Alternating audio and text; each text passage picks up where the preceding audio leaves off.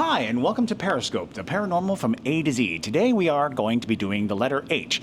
This is the third time we're doing the letter H because we've had technical difficulties in the past. So the good news is we're not going to be hemming and hawing nearly as much as we did the first time. Hemming and hawing are both H words. They are both H words. But have nothing to do with the paranormal.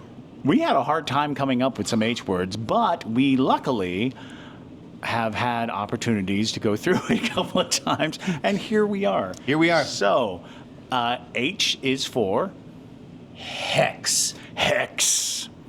A hex is basically a curse that is placed on an object or a person. Hexes are generally thought of as negative. You generally don't hex somebody for good fortune. It is something that is decidedly bad, and we have a little personal experience with a hex as of recent. Calamity Clown. Calamity Clown. Would you like to explain? Clown. Sure, I'll try.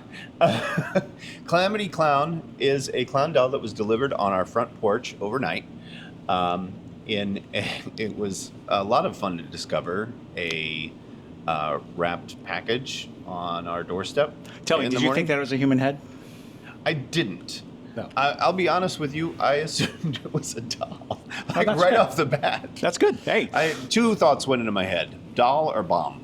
I don't know why anybody would bomb the Savannah Paranormal Museum, but don't put that's it what I past was them. worried Actually, about. someone on TikTok said, I wouldn't be worried about ghosts. I'd be worried about terrorists. Yes. So thanks for adding to our already anxious. I'm filled with anxiety, and it's good to have more. So this clown. This clown, I opened the box with the clown with no regard for myself, as I do. And yeah, we were later told, like afterwards, we put him up, and I was like, yeah, creepy doll. It had the thing on the outside. Yeah. All the writing on the outside. So there was a message on the box that stated all of the calamity that befell the former owner. Just terrible things had happened, one right after the other, ever since she got the doll, and she felt that the doll itself was causing it, feeling very much as if it was a demonic possession. But after conferring with a psychic, he felt very strongly that it was more of a hex situation in which somebody had put some just bad juju on the doll in an attempt to harm whoever possesses the doll. And we possessed the doll. We do. But so it was also said that the hex had possibly passed to me. And I didn't have like a horrible night, but I didn't have a great one. And it's always worthwhile to know that it's never going to be like out of the gates crazy. It's going to start small. It's going to start with inconveniences, things that you just see as casual misfortunes, but not anything abnormal. Because if it was abnormal from the start, you would immediately go and do something about it. Right. It's trying to like get its claws and talons into you.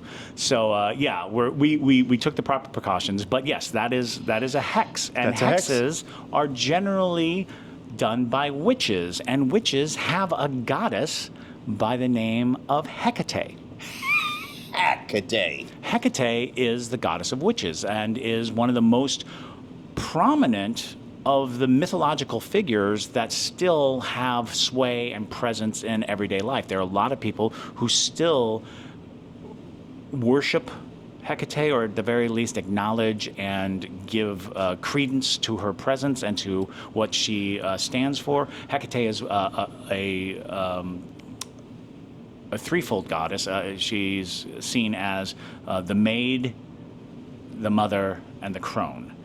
These three sort of stages of a woman's life are represented by this one goddess who can show up in three forms. And the interesting thing about that is many goddesses do have this three-form kind of existence. And that three-form existence is about how there are different points in your life when you require different sorts of energies and powers and things to align with. And when she comes as the maid, there's this youthful and potent kind of thing. When the mother, it's a nurturing thing, and when it's the crone, it's the wise and seeking out the wisdom. So Hecate is still a very recognized entity even while all the other goddesses that kind of were shoulder to shoulder with Hecate have kind of fallen away, at least from popular.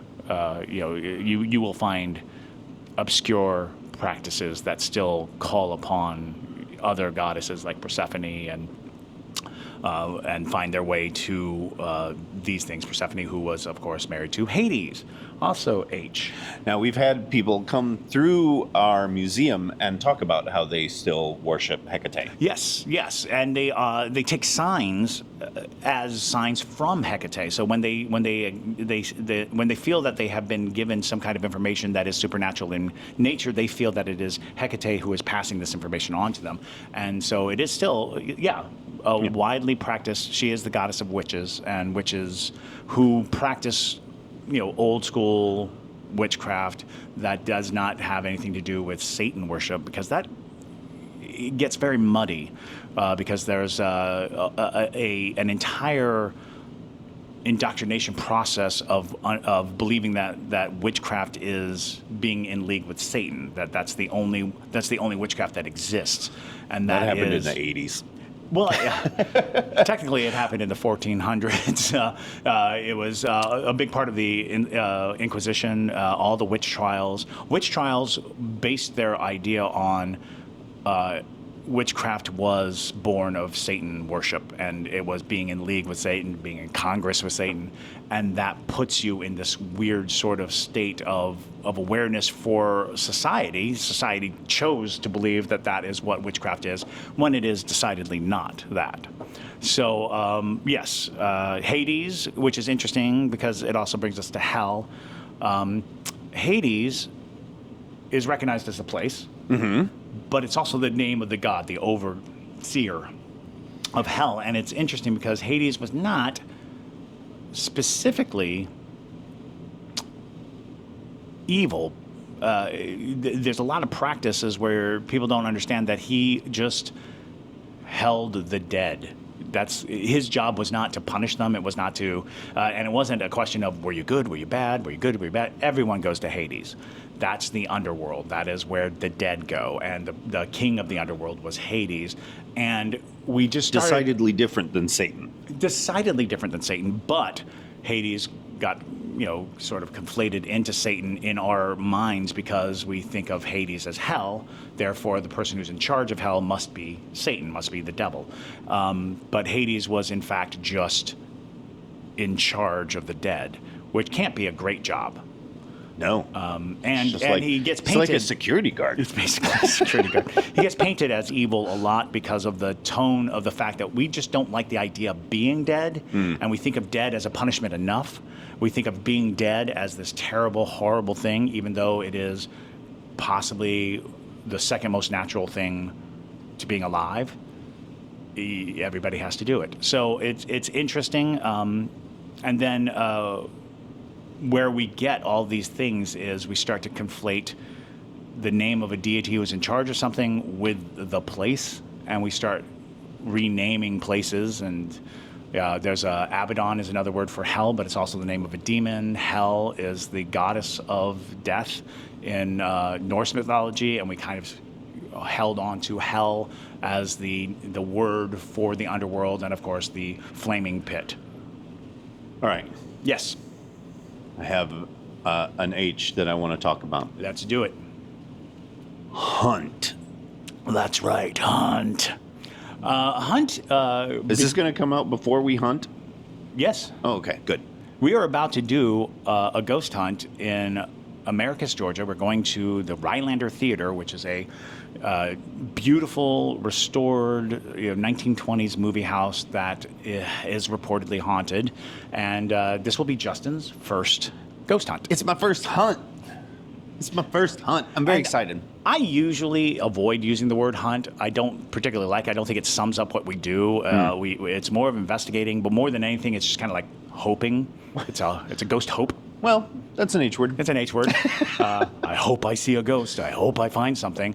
Hunt always connotates that we're going to catch something or that we're going to like kill something, or we'll go up on the wall. I got a 5-point specter mounted on the wall, which is not what's going to happen. They're very hard to mount on a wall. They're very hard to. Yeah, ghost taxidermists, ridiculously expensive. But on top of that, finding evidence at a ghost hunt is rare and not. You shouldn't go in thinking you're going to walk away with a lot of evidence. You should go in thinking that you're going to have experiences and you're going to have a better understanding of how you deal with the environment that people believe is haunted. But as a precursor to our Rylander hunt, we're actually going to be staying at the Windsor Hotel, also a notoriously haunted building. And while we're doing that, we'll be introducing Justin to kind of the practices that we're going to be doing, what we're going to be using, how the Estes method works, so that he has enough of a working understanding of what we'll be doing at the theater by doing kind of a mini investigation the night before at the Windsor. All right, here's my question for you. Listening. You have done many a ghost hunt. Many. And you have done ghost hunts with the team that is going on this ghost hunt. That is correct.